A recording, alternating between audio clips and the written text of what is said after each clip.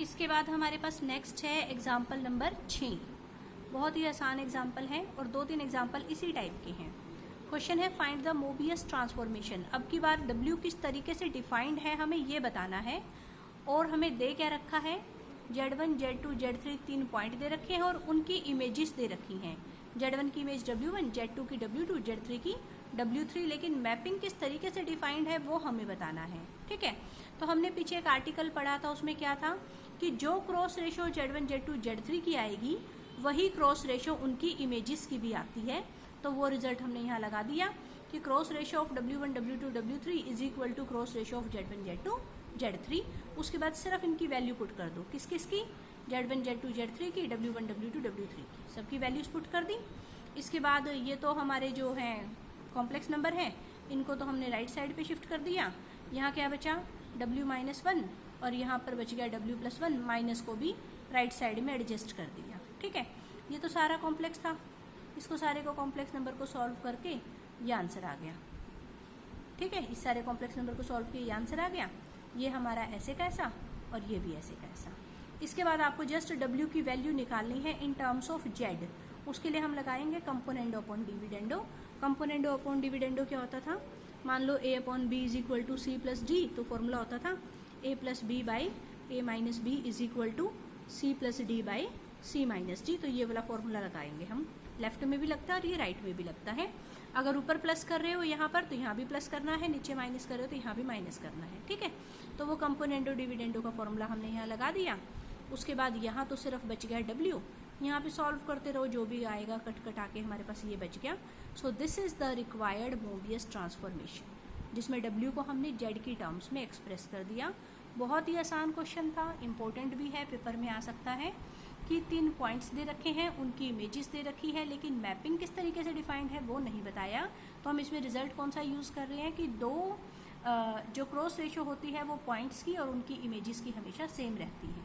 ठीक है, और जस्ट सबकी वैल्यू पुट करी, उसके बाद कंपोनेंडो डिविडेंडो लगाते ही आपके पास आंसर आ जाएगा। अगला क्वेश्चन भी देखो बिल्कुल सेम ऐसा है, इसमें भी 3 पॉइंट दे रखे हैं, उनकी इमेजेस दे रखी है और वही क्वेश्चन है कि मोबियस ट्रांसफॉर्मेशन बतानी है। ठीक है, इससे अगला क्वेश्चन भी ऐसा ही है, इसमें लेकिन 2 काम करने हैं। पहला काम तो मोबियस ट्रांसफॉर्मेशन बताने का है, उसके लिए तो देखो 3 पॉइंट दे दिए, उनकी इमेजेस दे दी, तो हमने वही क्रॉस रेशो वाले रिजल्ट का यूज करके यहाँ तक तो हमने निकाल दी मोबियस ट्रांसफॉर्मेशन।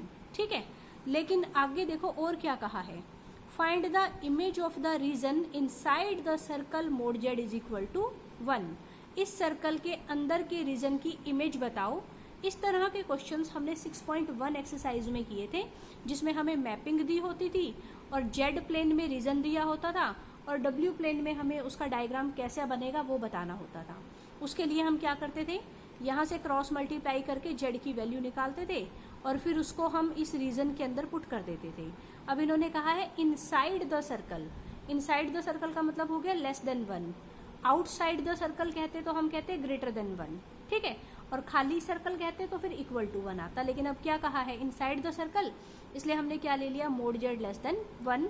और यहाँ से जो क्रॉस मल्टीप्लाई करके Z की वैल्यू आई थी वो उठाकर हमने यहाँ पुट कर दी और जस्ट आपको सॉल्व करके इसको आंसर लाना है। सिंपल कैलकुलेशन है, इसको आपने सॉल्व किया, सॉल्व करके हम यहाँ तक आ गए U इज ग्रेटर देन 0। बस डायग्राम बना दो। ये तो किसका डायग्राम है, Z प्लेन में उस सर्कल का जिसका मोड Z लेस देन 1 वाला है। अंदर अंदर वाले डॉटेड क्यों किया है, क्योंकि मोड Z लेस देन 1 का मतलब अंदर वाला एरिया।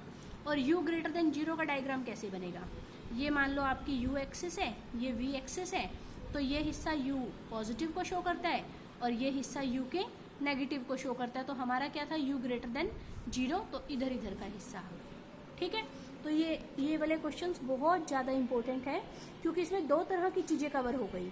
इसमें पहला काम तो हमने मोबियस ट्रांसफॉर्मेशन निकालने का बताया और दूसरा काम हमने वो भी कर दिया जो हमने 6.1 एक्सरसाइज में किया था। तो इस तरह के क्वेश्चंस के पेपर में आने के सबसे ज़्यादा चांसेस हैं। और अब हमारे जितने क्वेश्चंस रह गए सब में बस हमें यही करना है। इस वाले क्वेश्चन में तो देखो और भी आसान काम है, मैपिंग तो इन्होंने दे रखी है, सिर्फ हमें ये बताना है कि इस यूनिट सर्कल की जो इमेज आएगी वो ये आनी चाहिए। ठीक है, मैपिंग तो आपको दे ही रखी है, जस्ट क्रॉस मल्टीप्लाई करके Z की वैल्यू निकाल के उठा के यहाँ पुट कर दो, सॉल्व करोगे अपने आप ही आंसर आ जाएगा। ठीक है, ऐसे ही यहाँ पर क्या है, मैपिंग भी दे रखी है और जेड प्लेन में डायग्राम भी दे रखा है, आपको सिर्फ डब्ल्यू प्लेन में डायग्राम बताना है, ठीक है। अब बट इसमें फ़र्क क्या आया है, यहाँ तो क्वेश्चन डब्ल्यू और जेड में दे रखा है और यहाँ जो जेड प्लेन में डायग्राम दे रखा है वो एक्स और वाई में दे रखा है, ठीक है। तो हम एक काम कर सकते हैं, यहाँ से वैल्यूज़ पहले या तो जेड की निकाल के और फिर जेड को लिख देंगे एक्स प्लस ईओटा वाई। देखो क्रॉस मल्टीप्लाई किया, ठीक, जेड आ गया, जेड को लिख दिया एक्स प्लस ईओटा वाई और डब्ल्यू को लिखेंगे यू प्लस ईओटा वी, फिर एक्स माइनस ईओटा वाई लिखा, इनको प्लस करेंगे तो एक्स की वैल्यू आ जाएगी, सब्ट्रैक्ट करेंगे तो वाई की वैल्यू आ जाएगी और एक्स और वाई की वैल्यू आप यहाँ पुट कर सकते हैं, ठीक। तो इसी तरह से इसके बचे हुए सारे एग्जाम्पल्स हैं, तो आपको ये सारे एग्जाम्पल्स कवर करने हैं जितने भी इसके बचे हुए हैं, और जो आपको ना समझ में आए तो आप पूछ सकते हैं, ठीक है।